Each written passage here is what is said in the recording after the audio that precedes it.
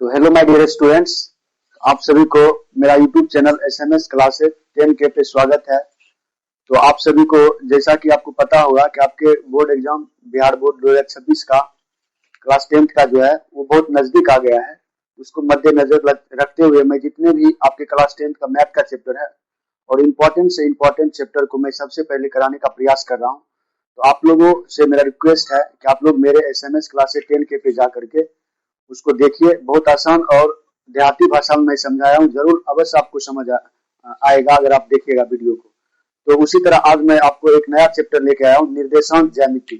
तो उसके बारे में सबसे पहले मैं बेसिक क्लास कराऊंगा और अपने चैनल एसएमएस क्लासेस 10K पे डाल दूंगा। तो देखते हैं, पहले बेसिक क्लास समझ लेते हैं क्या कर रहा है। तो बेसिक क्लासेस में हम क्या पढ़ेंगे, निर्देशांक ज्यामिति। निर्देशांक ज्यामिति निर्देशांक ज्यामिति, इसको इंग्लिश में क्या बोलते हैं बाबू? Coordinate geometry. Coordinate geometry, coordinate geometry ना बाबू। आपको पता होना चाहिए जो निर्देशांक ज्यामिति है इसको हम इंग्लिश में क्या बोलते हैं? कोऑर्डिनेट ज्योमेट्री बोलते हैं। और सबसे पहले आपको पता होना चाहिए इस चैप्टर का जो आपकी बिहार बोर्ड एग्जाम है कितने नंबर का रोल है। लगभग आप अगर देखा जाए तो लगभग 18 मार्क्स यानी 18 से लेकर के 20 नंबर तक क्या होता है, इसका रोल होता है। बोल आप पूछ सकते हैं सर इसका किस तरह से रोल होगा, ऑब्जेक्टिव में कितना आएंगे, सब्जेक्टिव में कितना आएंगे। तो आपको पता होना चाहिए लगभग आपका ऑब्जेक्टिव जो होगा यहाँ से लगभग 10 से 12 नंबर क्वेश्चन आपको ऑब्जेक्टिव पूछेगा। कितना पूछेगा ऑब्जेक्टिव? कितना पूछेगा? 10 से 12 नंबर क्या करेगा, ऑब्जेक्टिव पूछेगा। और लगभग 4 प्रश्न जो होगा 2 नंबर वाले पूछेगा। और 2 नंबर वाला जो पूछेगा बाबू वो 4 नंबर को, तो 4 दूना कितना हो गया 8, तो 12 8 कितना हो गया 20, लगभग 20 नंबर का पूछता है। अभी कभी रियर केस में क्या होता है, ये 5 नंबर पे पूछ देता है, तो रियर केस में होता है। अमूमन क्या होता है इसका ऑब्जेक्टिव और सब्जेक्टिव में 2 नंबर वाला में क्या होता है, ज्यादा रोल होता है। सबसे पहले हम देखते हैं कोऑर्डिनेट ज्योमेट्री को समझने के लिए क्या क्या जरूरी होता है। तो सबसे पहले हम समझते हैं कि देखिए ये एक ग्राफ में लेता हूँ, क्या लिया, एक ग्राफ ले लेता हूँ। ठीक है, ये मैंने एक ग्राफ लिया, आपको पता होना चाहिए। ठीक है, ये ग्राफ मैंने लिया और ये क्या होता है, ऊपर होता है y, क्या होता है बाबू, y अक्ष, नीचे होता है y डैश अक्ष, इधर जो होता है लेफ्ट साइड ये होता है x डैश अक्ष और इधर होता है x अक्ष। ठीक है बाबू, तो आप यहाँ पे देखिएगा इधर जो होता है ऊपर वाले को y अक्ष कहते हैं, नीचे वाले को y डैश अक्ष कहते हैं। राइट साइड यानी करा कि दायां साइड क्या होता है, x होता है और इधर जो होता है वो क्या होता है, x डैश होता है। तो आपको पता होना चाहिए जो y होता है, y को हम इस निर्देशांक ज्यामिति की भाषा में इस चैप्टर में इसको कोटि बोलते हैं। क्या बोलते हैं? कोटि बोलते हैं। क्या बोलते हैं बाबू? कोटि बोलते हैं। और जो x होता है इसको भुज बोलते हैं। क्या बोलते हैं बाबू? भुज बोलते हैं। याद रखिएगा, ये आपसे ऑब्जेक्टिव में पूछा जा सकता है। बताइए निम्नलिखित में से कौन कोटि है? तो ऑप्शन दे देगा x, y, z, कुछ भी दे सकता है। तो आपको पता होना चाहिए y को हम क्या बोलते हैं, कोटि बोलते हैं, जबकि x को हम क्या बोलते हैं बाबू, भुज बोलते हैं। ठीक है, और ये जो होता है ये बीच जो होता है इसको हम मूल बिंदु कहते हैं। क्या कहते हैं?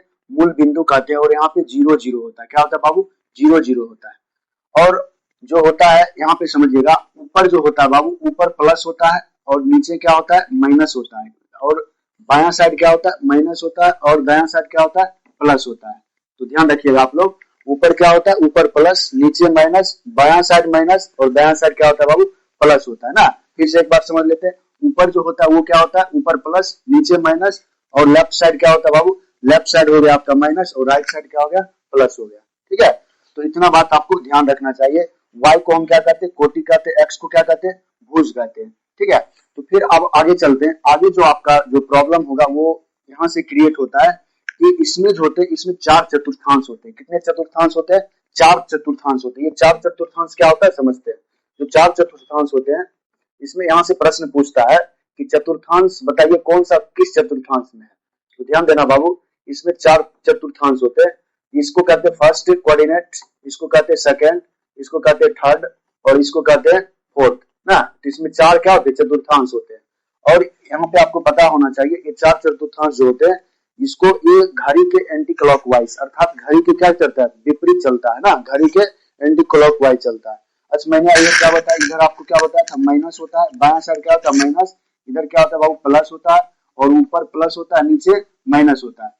तो आपको स्टार्ट करना है एक्स से, कहां से करना है, जब भी बोलोगे तो एक्स को पहले लोगे और वाई को बाद में लेंगे। तो इधर क्या होता है, इधर आपका एक्स डैश होता है, और इधर क्या होता है बाबू एक्स होता है, इधर क्या होता है एक्स होता है, और ऊपर क्या होता है, ऊपर वाई होता है बाबू, नीचे क्या होता है वाई डैश होता है।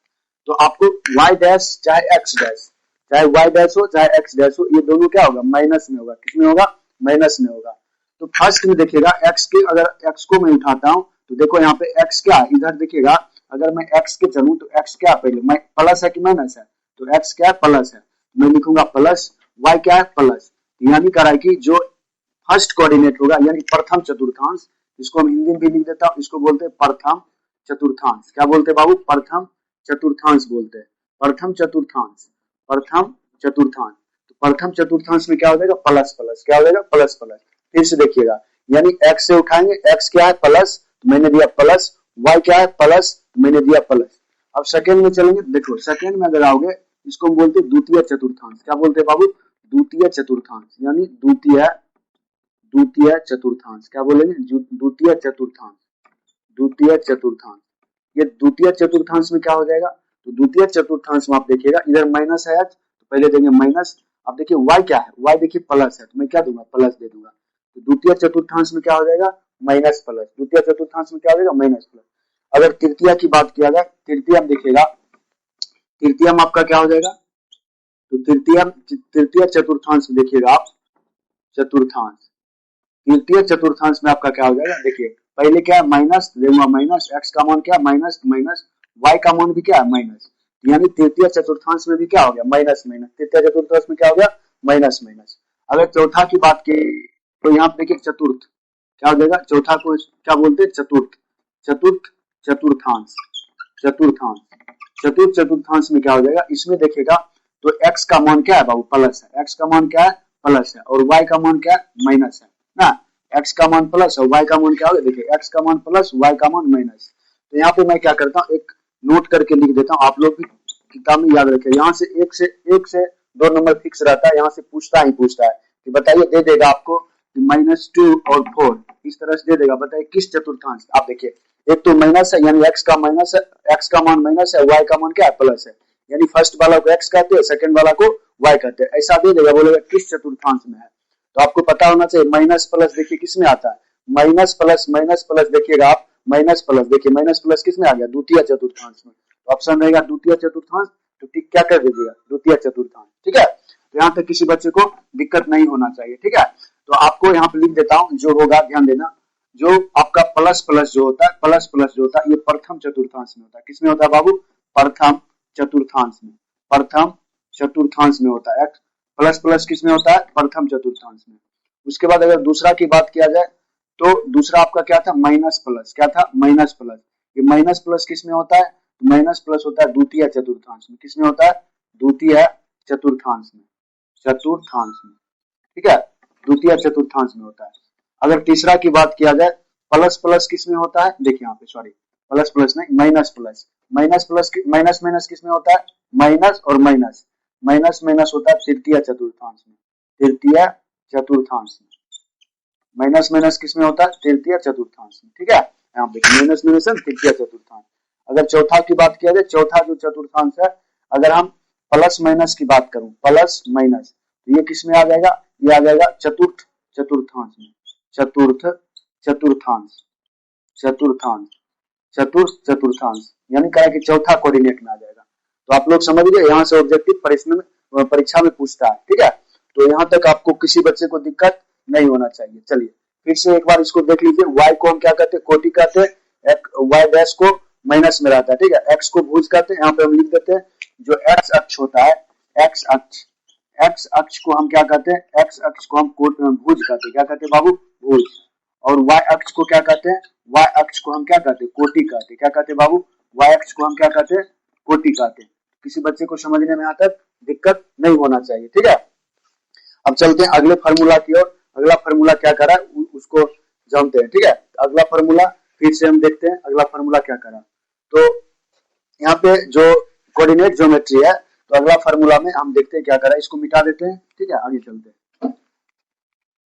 तो अगला फार्मूला जो आपको निकलेगा, सपोज दैट मान लीजिए कोई संख्या दे दिया, मान लीजिए हम ले लिए 2,4 ले लिए, कितना ले लिए 2,4, और दे देगा बिंदु, क्या दे देगा बिंदु 2,4 तथा 5,2 दे दिया, ठीक है, इस तरह, या -2 दे दिया, ठीक है।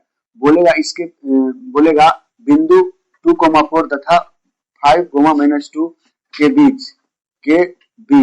क्या निकालना है, दूरी निकालना है, क्या निकालना है, दूरी निकालना है, दूरी ज्ञात करें। इस तरह से आपका दे देगा ज्ञात करें ना, इस तरह से आपको क्वेश्चन दे देगा। तो सिंपल सी बात है, आपको कुछ नहीं करना है, एक रेखा सिंपल सा बना लेना। इस ढंग से मैं क्या करूंगा, एक सिंपल सा रेखा बना, इसका नाम दे दीजिए, ए दे दीजिए, बी दे दिए, आप कुछ भी दे सकते हो, P Q R S T कुछ भी दे सकते हो, ठीक है। मैंने ए भी दिया, ए का मान कितना दिया गया, मान लीजिए ए का मान मान लेते 2,4 दिया गया, ठीक है, और इसका मान कितना दिया गया 5,-2 दिया गया, और आपसे पूछेगा कि बताइए ए बी की दूरी क्या होगी। तब पता होना चाहिए दूरी सूत्र होता क्या है। सबसे पहले हम लिखेंगे दूरी सूत्र के बारे में जान लेते हैं। यहाँ से फार्मूला आप लोग नोट करते चल जाइएगा। दूरी सूत्र होता है, दूरी सूत्र का फार्मूला होता है रूट, क्या होता है बाबू, रूट x1 माइनस x2 का होल स्क्वायर, और प्लस क्या होता है बाबू, प्लस y1 माइनस y2 का होल स्क्वायर। ये भी होता है, और कोई सर क्या करेंगे आपको, कोई सर इसी को क्या करेंगे, ऐसे लिखेंगे ना, ऐसे भी लिख सकते हैं, रूट क्या लिख सकते हैं x2 माइनस x1 का होल स्क्वायर, और प्लस क्या करेंगे बाबू y2 माइनस y1 का होल स्क्वायर। तो दोनों का क्या है, सही है ना, ये भी आप लगा सकते हैं, ये भी लगा सकते हैं, यानी x और y के मान को हम बदल के भी x2 और x1 को मान को या y2 या y1 पहले लिखेंगे, तो उससे कोई टेंशन नहीं है। तो ये फार्मूला होता है। अगर मैं ए बी की बात करूंगा, इसलिए अगर ए बी की दूरी निकालता हूं, ए बी की दूरी अगर निकालता हूं, तो बराबर क्या हो जाएगा, देखिए ध्यान दीजिए, यहाँ वाला जो है इसको हम कहते हैं x1, क्या कहते हैं बाबू x1, और इसको कहते हैं y1, क्या कहते हैं y1, फिर इसके बीच में होगा, इसको कहते हैं x2 और इसको कहते हैं y2, क्या कहते हैं बाबू y2, ठीक है। यहाँ तक कोई दिक्कत नहीं होना चाहिए। तो देखो यहाँ पे ध्यान दीजिए, x अगर मैं इस पे चलूं तो x1 का मान कितना है, देखिए x1 का मान 2 है, तो मैं लिखूंगा 2 माइनस, फिर देखिए यहाँ पे x2 का मान कितना है, देखिए x2 का मान हो गया आपके पास 5, मैंने कितना दे दिया बाबू 5 का क्या हो जाएगा स्क्वायर, क्योंकि सूत्र में क्या लगा हुआ है, स्क्वायर लगा हुआ है, प्लस है प्लस दे दिया। फिर देखिए y1 का मान कितना है बाबू, y1 का मान दिया गया 4 माइनस y, फिर देखिए यहाँ पे y2 का मान कितना, देखिए y2 का मान है -2, देखिए ये माइनस और ये माइनस क्या हो जाएगा प्लस, कितना हो जाएगा 2 का क्या हो जाएगा स्क्वायर, ठीक है, डायरेक्ट कर दिया। अब अगर गौर से देखोगे यहाँ पे, देखो यहाँ पे 2 रुपया में 5 रुपया चल गया, कितना बच गया -3 रुपया का स्क्वायर हो जाएगा, प्लस 4 2 कितना हो जाएगा 6 का स्क्वायर, ठीक है। अब बताओ 3 का स्क्वायर कितना होता है 9, प्लस 6 का स्क्वायर कितना होता है 36, अब बताए 36 9 कितना होता है, 36 9 45 होगा कि नहीं होगा, 36 9 45, क्या 45 को हम फैक्टर तोड़ के लिख सकते हैं, अगर मैं 45 को तोड़ूं 3 से, तो 3 से कितना हो जाएगा 15 या 45, फिर 3 से 3 5 15, तो दो के लिए एक जोड़ा निकल जाता है। तो इसको मैं ऐसे भी लिख सकता हूँ, क्या लिख सकता हूँ 3 गुना 5, अब देखिए दो के लिए क्या होता है, एक बाहर निकल जाता है, तो इसको मैं ऐसे लिख सकता हूँ 3√5, क्या लिख सकता हूँ इकाई, इसकी यूनिट क्या होती है, दूरी की जो यूनिट होती है क्या होती है, इकाई होती है। ये आपका क्या हो गया, आंसर हो गया। तो दूरी निकालने का ये क्या होगा, बेसिक फार्मूला है, ठीक है, दूरी निकालने का क्या फार्मूला है। बंद करो। तो फिर चलते हैं बाबू अगले नेक्स्ट सूत्र की ओर। अगला क्या कर रहा है सूत्र देखते हैं। एक और सूत्र होता है, दे देगा आपको, बताएगा मूल बिंदु से दूरी ज्ञात कीजिए। क्या बोलेगा, मूल बिंदु से क्या करना है, मूल बिंदु से दूरी ज्ञात करना, ऐसा दे देगा फार्मूला। इसका सिंपल सा फार्मूला होता है, सिंपल सा एक्स स्क्वायर प्लस क्या होता है वाई स्क्वायर, ठीक है। फर्स्ट ये फार्मूला आपको याद रखना है, और आपको पता होना चाहिए मूल बिंदु से जो होता है 0 0 होता है, मूल बिंदु का मान कितना होता है 0 0, ठीक है। अब मूल बिंदु से दूरी मान लीजिए दे देगा, एक दे देगा आपको, मान लीजिए 4,5 दे दिया, और इसका बोलेगा कि मूल बिंदु से दूरी ज्ञात करें। सिंपल सा क्या करना, 0 लगा देना है, और इसके बीच मान लीजिए इसको ए मान लेंगे, इसको बी मान लेंगे, और इसमें आप 4 5 लिख देंगे, और इन दोनों के बीच क्या करेंगे, दूरी दिखा देंगे, हो गया। दूरी निकालने के लिए मैंने बताया था पीछे, अभी जस्ट बताया था। और देखिए आपको पूछ सकता है, अब देखिए यहाँ पे आपसे पूछ सकता है एक्स अक्ष, ध्यान देना बाबू, एक चीज और ध्यान देना, एक्स जो अक्ष होता है, एक्स अक्ष के लिए जो y का मान होता है, एक्स अक्ष के लिए y बराबर क्या होता है 0 होता है। इतना बात ये सब ध्यान रखिएगा, पूछ सकता है आपसे एक्स अक्ष के लिए y बराबर कितना होता है 0 होता है। और y अक्ष के लिए, इसके लिए बाबू y अक्ष के लिए जो x का मान होता है वो कितना होता है 0 होता है, यानी जस्ट अपोजिट उसका हो जाता है। यानी अगर आपसे पूछ देगा x अक्ष के लिए y बिंदु क्या होता है 0 होता है, और y अक्ष के लिए x का मान कितना होता है 0 होता है, ठीक है। और आपको पता होना चाहिए एक होता है मध्य बिंदु, क्या होता है बाबू मध्य बिंदु। सपोज दैट मान लीजिएगा यहाँ से एक रेखा गया, सपोज दैट मान लीजिए यहाँ से क्या मैंने P मान लिया, इसको क्या मान लिया Q मान लिया, और बताइएगा इस रेखा के बीच में, ठीक है, इस रेखा का मध्य बिंदु क्या होगा, इसका बीच का पॉइंट क्या होगा, मान लीजिए बीच का पॉइंट हुआ कि नहीं हुआ दोनों साइड के। अगर मैं इसको Q मान लूं, क्या मान लूं, सॉरी इसको मैं R मान लूं, क्या मान लेता R, तो इन दोनों के बोलेगा कि बीच मध्य बिंदु, क्या करिए मध्य बिंदु निकालिए ना। तो मध्य बिंदु के लिए सूत्र क्या होता है यहाँ पे ध्यान देते हैं। तो सपोज बाबू यहाँ पे होता है x1, क्या होता है x1 होता है, यहाँ पे क्या होता है x1 होता है, ठीक है। तो बाबू देखिएगा यहाँ पे क्या करते हैं मध्य बिंदु का सूत्र, तो ध्यान देना मध्य बिंदु में क्या होता है, यहाँ पे जो होता है यहाँ पे होता है x1, y1 होता है, x1 और y1 होता है। इसके बाद यहाँ पे क्या हो जाएगा, यहाँ पे हो जाएगा x2 और क्या हो जाएगा बाबू y2 होगा। अब बोलिए सर यहाँ पे जो ये मध्य कर रहा है, यानी दोनों को P और Q को बंटवारा कर रहा है, यहाँ पे क्या मनाएगा, तो यहाँ पे बाबू XY होता है, क्या होता है XY होता है, ठीक है। तो मध्य बिंदु का सूत्र होता है, ये बढ़ भी सकता है, जरूरी नहीं है कि ये 2 ही रहेगा, ये 3 भी हो सकता है, मैं अभी जस्ट बताऊंगा आपको। तो देखिए मध्य बिंदु का सूत्र जो होता है मध्य बिंदु बराबर, यानी x बराबर जो होता है, x बराबर होता है formula x1 plus x2 by 2, ठीक है। अगर यही मध्य बिंदु की बात किया जाए, तो y बराबर क्या हो जाएगा, y बराबर हो जाएगा y1 प्लस y2 बाय 2 हो जाएगा, ठीक है। या आप इसी को अगर डायरेक्ट लिखना चाहते हो तो ऐसे आप लिख सकते हो x कोमा y इंटू क्या लिख सकते हो, ऐसे लिख सकते हो x कोमा y बराबर ऐसे लिख सकते हो x1 plus x2 by 2 comma y1 plus y2 by 2, ऐसे भी आप लिख सकते हैं, ठीक है। यानी आप या तो अलग अलग भी बना सकते हैं या आप दोनों को एक साथ दर्शा सकते हैं, ठीक है, दोनों साथ कोई दिक्कत। अगर आपको तीन दे दे ना, 3 दे दे, मान लीजिए सपोज दैट यहाँ पे इस तरह दे दे, इस तरह से आपको दे दे, इस तरह से 3 बिंदु दे दे, मान लीजिए यहाँ पे ए दे दे, यहाँ पे बी दे दे, ठीक है, और यहाँ पे क्या दे दे सी दे दे, ठीक है, क्या दे दे सी दे, और बीच में क्या कर दे डी दे दे। अच्छा आप देखा आप अगर गौर से आप देखोगे तो ये बिंदु और ये बिंदु, तो कितना हुआ 1 2 3, इधर से भी 2 और इधर से भी 2 है ना। अगर मान लीजिए यहाँ पे दे दे आपको आर, क्या दे दे आर, यानी आप देखिए इधर से भी 2 बिंदु है और इधर से भी कितना 2 बिंदु है। अगर 3 बिंदु दे दे, मान लीजिए सपोज दैट 3 बिंदु इस तरह से दे दे, क्या दे दे ए दे दे, बी दे दे और सी दे दे, और आपको बोले इसका मध्य बिंदु ज्ञात करिए, तो उसके लिए 3 बिंदु के लिए फॉर्मूला होता है, उसका होता है x बराबर क्या हो जाएगा x1 plus x2 plus x3 by कितना हो जाएगा 3, यानी 3 रहेगा 3 करेंगे, 4 को रहेगा 4 को करेंगे, 5 को रहेगा 5 को करेंगे, और नीचे क्या करेंगे जितना रहेगा उससे क्या करेंगे भाग देंगे। जैसे 1 2 3, 3 के मध्य क्या करेंगे मतलब निकाल रहे हैं, तो हम 3 से क्या करेंगे भाग दे देंगे। उसी तरह अगर y की बात किया जाए तो y में भी वही प्रोसेस होगा, क्या लिख देंगे y1 plus y2 plus y3 और कितना दे देंगे 3 दे देंगे। तो आपको 3 पूछे 4 पूछे चाहे 2 पूछे, तो उसके अकॉर्डिंग क्या करना है आपको मध्य बिंदु निकालना है।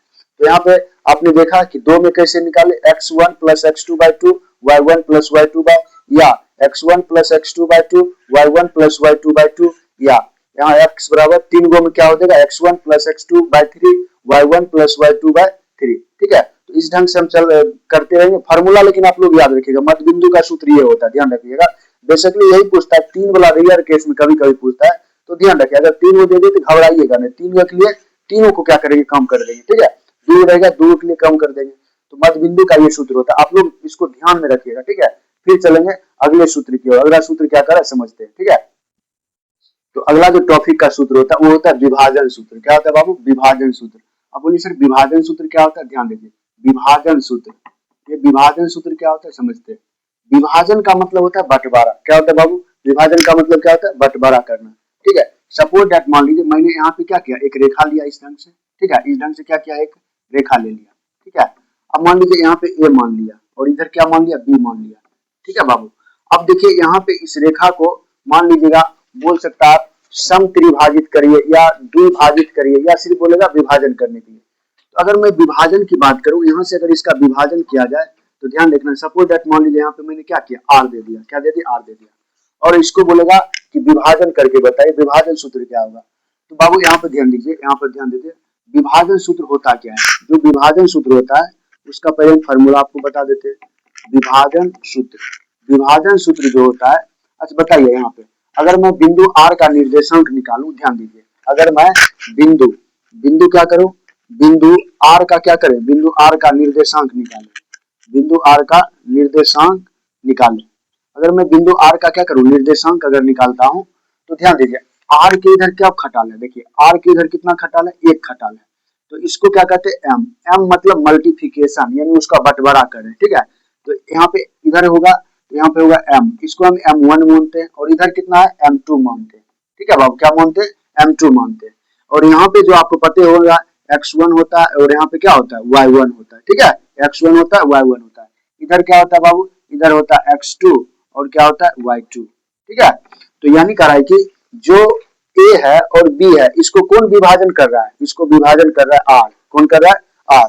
तो विभाजन सूत्र रटने का कोई जरूरत नहीं है, इस पर मैं लिखता हूँ, ध्यान दीजिए। तो विभाजन सूत्र अगर आपसे पूछ देगा तो विभाजन सूत्र देखिए क्या होता है, लिखेंगे mx, क्या लिखेंगे बाबू, mx, क्या लिखेंगे mx। पहले देखो ये सूत्र याद करने का ट्रिक है, जो आपका हो जाएगा mx और प्लस कितना हो जाएगा mx प्लस mx बटे m1 प्लस कितना लिखेंगे बाबू m2, ठीक है।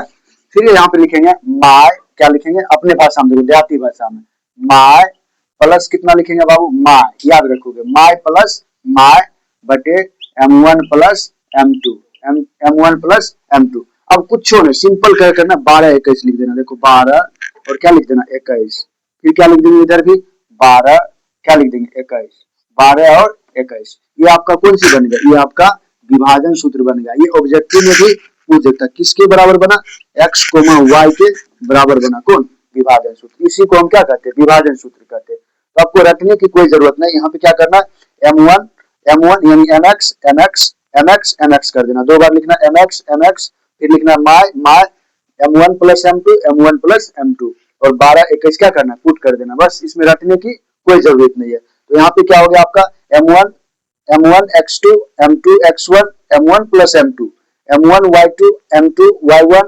m1 plus m2। तो हम सिंपल आपको बताए थे, आपको याद रखना क्या करना, विभाजन सूत्र बराबर देखिएगा एक बार फिर से, यहाँ पे विभाजन सूत्र हम क्या कैसे याद रखेंगे, विभाजन सूत्र याद रखने का सूत्र क्या हो जाएगा mx, क्या हो जाएगा बाबू, mx प्लस mx, ठीक है, बाय क्या हो जाएगा m1 प्लस m2 हो जाएगा, ठीक है, कोमा, फिर क्या हो जाएगा माय प्लस माय बटे क्या हो जाएगा m1 प्लस m2 हो जाएगा, क्या लिखा जाएगा 12 21, क्या लिखा जाएगा 12 21, ठीक है। बस आप लिख दोगे 12 21, आपका क्या होगा, सूत्र बन करके कंप्लीट हो जाएगा, ठीक है। तो आप लोग विभाजन सूत्र को नोट कर लीजिएगा, रटने की कोई जरूरत नहीं, बस mx my याद कर रखेंगे, बस हो जाएगा याद, ठीक है। तो ये आपका कौन सा सूत्र हो गया, विभाजन सूत्र। सबसे पहले मैं आपको फार्मूला करा रहा हूँ, उसके बाद फार्मूला जब खत्म हो जाएगा तो मैं नेक्स्ट वीडियो में पार्ट 1 पार्ट 2 और पार्ट 3 जहां तक इंपॉर्टेंट क्वेश्चन होगा मैं उसके माध्यम से आपको क्वेश्चन करवाते जाऊंगा, जो बोर्ड एग्जाम के लिए क्या हो, एग्जाम इंपॉर्टेंट हो। तो फिर हम क्या करते हैं, चलते हैं अगले सूत्र की, और अगला सूत्र क्या करें, तो बाबू फिर चलते हैं अगले सूत्र की। और अगला सूत्र जो होता है, यहाँ निर्देशांक ज्यामिति में आपको त्रिभुज से भी पूछता है और त्रिभुज का क्षेत्रफल पूछता है। तो यहाँ पर भी त्रिभुज के क्षेत्रफल को रटना नहीं है, किस तरह से करना है उसको हम समझते हैं। तो बाबू ध्यान दीजिएगा, अगर मान लीजिए ये आपका क्या हो गया, त्रिभुज हो गया, क्या हो गया बाबू, ये आपका क्या हो गया, त्रिभुज हो गया। ये त्रिभुज जो हो गया, ध्यान देना, अगर मैं इसको ए मान लूं और इसको बी मान लूं और इसको सी मान लूं, तो कोई टेंशन होगा बाबू, नहीं होगा। बता इसमें कितने भुजा है, 3 भुजा है। तो 3 भुजा है, तो पहले को हम मान लेंगे x1, क्या मान लेंगे x1 और क्या मान लेंगे y1, ठीक है बाबू। दूसरे को मान लेंगे, क्या मान लेंगे x2 कोमा क्या मान लेंगे y2। तीसरे को क्या मान लेंगे बाबू x3 कोमा क्या मान लेंगे y3, ठीक है। तो बाबू ध्यान दीजिएगा, त्रिभुज का जो क्षेत्रफल होता है उसका मैं फॉर्मूला लिखाता हूँ। तो ध्यान दीजिए, जो होता है त्रिभुज का क्षेत्रफल, त्रिभुज क्या होता है बाबू, त्रिभुज का क्षेत्रफल, इसको इंग्लिश में क्या बोलेंगे, एरिया ऑफ ट्रायंगल, क्या बोलेंगे, एरिया ऑफ ट्रायंगल। तो त्रिभुज का क्षेत्रफल था, रटिएगा नहीं, देखिए मैं इसको ध्यान समझिएगा, क्या लिखेंगे 1/2, क्या लिखेंगे 1/2 इंटू क्या लिखेंगे, देखो यहाँ पे लिखेंगे x1, क्या लिखेंगे x1। अब देखिए यहाँ पे क्या होगा, हाईएस्ट जाइएगा आप, हाईएस्ट जाना 3 तक, कितने तक, 3 तक, फिर पीछे 1 पे चलाना, फिर 3 तक जाना, फिर पीछे 1 पे चलाना, फिर 3 तक जाना, फिर पीछे 1 तक चलाना। देखो x1, 1 के बाद क्या होता है, 2 होता है, और ध्यान रखना 1 के बाद कितना होता है, 2। तो देखो जो ब्रैकेट के अंदर लेगा वो क्या होगा, y होगा, क्या होगा, y का टर्म होगा, और जो ब्रैकेट के बाहर होगा वो x का टर्म होगा। मैंने कितना लिया, x1, और यहाँ पे लूंगा y, क्या लूंगा, y। अच्छा बताइए यहाँ पे y लूंगा, 1 के बाद कितना होता है बाबू, 2 होता है, 1 के बाद 2 होता है माइनस, फिर देखिए 2 के बाद कितना होता है बाबू, 3 होता है। मैंने बताया था ब्रैकेट के अंदर क्या लेना है, सब y को लेना, फिर देखिए प्लस देंगे, क्या देंगे, प्लस x2, क्योंकि देखिए यहाँ x1 हुआ, यहाँ कितना हो जाएगा, x2 हो जाएगा। फिर देखिए 2 का बाद कितना होता है, 2 के बाद कितना होता है, 3 होता है, 2 के बाद 3 होता है, मैंने कितना लिखा, y3 माइनस, अब बताए हाईएस्ट कितना है, 3 तक, फिर देखिए 3 के फिर पीछा चलेगा कितना, 1, कितना हो जाएगा 1, तो क्या हो जाएगा y1, कितना हो जाएगा y1, फिर प्लस लिखेंगे, फिर कितना हो जाएगा, देखिए प्लस कितना हो जाएगा, x3, कितना हो जाएगा, x3, यहाँ पे लिख देता हूँ x3 इंटू इधर थोड़ा जगह कम पड़ गया, ठीक है, नहीं तो सॉरी हम यहाँ पे लिख देते, ठीक है, तो ध्यान दीजिएगा आप लोग, यहाँ पे जगह का अभाव हो गया, मैं यहाँ पे लिख देता हूँ त्रिभुज का क्षेत्रफल बराबर, यहाँ पे लिख देता हूँ, क्या लिखूंगा, 1/2 इंटू क्या होता है बाबू, x1 इंटू क्या लिखेंगे, आप देखिए 1 के बाद कितना होगा, 2, तो y2 माइनस कितना हो जाएगा, y2 माइनस y3, ठीक है, 1 के बाद फिर कितना हो जाएगा, 2, प्लस कितना लिखेंगे, x2, कितना लिखेंगे, x2 इंटू, अब देखिए 2 के बाद कितना होता है, 3, तो मैं लिखूंगा यहाँ पे y3, कितना लिखूंगा, y3 माइनस, अब देखिए 3 के पहले क्या होता है, 1 होता है, तो क्या लिखेंगे, y1, यानी 3 के जस्ट हाईएस्ट 3 तक जाना, उसके बाद फिर 1 पे चलाना ना, तो देखो 3 के फिर 1, 3 के बाद क्या होगा, फिर हम घूर के कहाँ चलेंगे, 1 पे, प्लस 2 के बाद कितना होता है, 3, क्या लिख दूंगा, x3, फिर देखिए 3 के जो 3 के पहले फिर रिपीट होगा, क्या आ जाएगा, y1 माइनस कितना आ जाएगा, 1 के बाद कितना होता है, 2, ठीक है, कोई दिक्कत यहाँ तक किसी बच्चे को नहीं होना चाहिए, त्रिभुज का क्षेत्रफल होता है, और इसी पर बेसिकली क्या होगा, बनेगा, देखिए यहाँ पे लिया x1 x2 x3 y1 y2 y3, ठीक है। अब फिर क्या करेंगे, यहाँ पे समझते हैं कि किसका फॉर्मूला होगा, त्रिभुज के क्षेत्रफल का। अब देखिए यहाँ पे एक चीज और होता है कि त्रिभुज के क्षेत्रफल में क्या होता है कि जब संरेखी हो, क्या हो बाबू, संरेखी हो, एक शब्द आता है संरेखी, क्या होता है, संरेखी, संरेखी।